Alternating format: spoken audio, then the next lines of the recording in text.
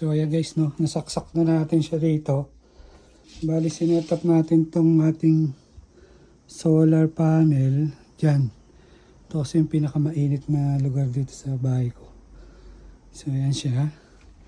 Connected lang siya rito. Then connected siya dun. Ayan siya connect. Then pagkasaksak ko, yan automatic na. Charge na siya kagad. So 95 watts input niya, no? So tingnan natin kung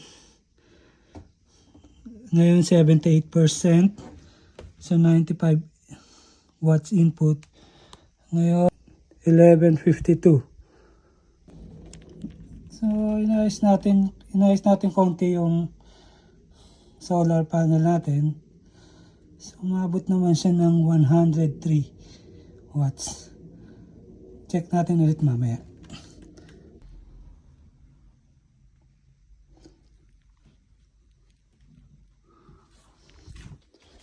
So, malilim ng konti. Nawala yung charging niya. Ganun siya. So ayan, umaraw ulit. Tanggal na yung cover ng ano. Ayan natin to. Oh, charge ulit siya. 113 watts. Okay, balikan na lang natin ito mamaya.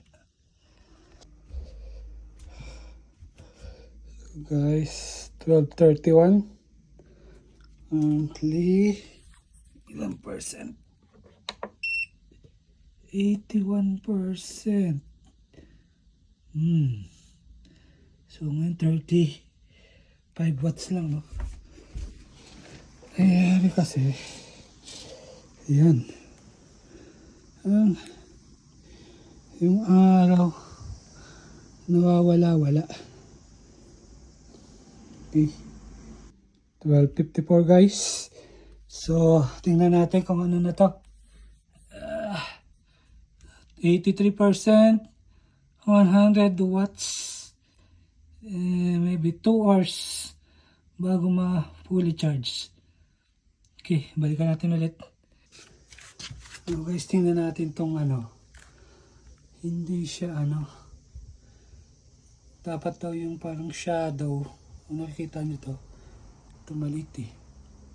Dapat yan nasa center para sabing center daw yung solar. Ako yung maximum. So ayusin natin to. So na-adjust na natin, no? Pero hindi pa rin siya okay. Ano yung maximum? Mahirap din i-adjust. Kasi yung pinaka-goma medyo matigas. So ayan na lang natin siya. Ganyan. After natin ma-adjust ng konti, check natin kung gana ba. 84%, 111 watts. Tumas lang ng konti. Okay, balikan na lang natin ulit.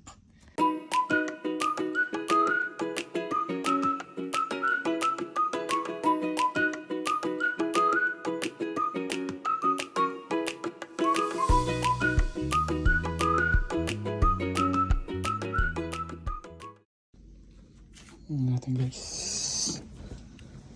Yung araw nandun. Let's try natin higa to guys. Try natin ganyan higa.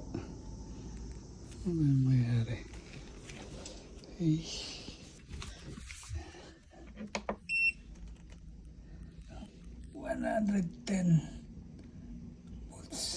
Watts 41 minutes.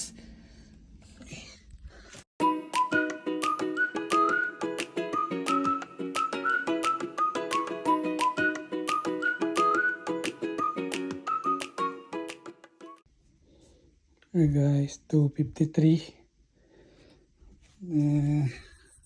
Ano natin? Time. Oops. 100% na guys. Sikat ng araw nandun.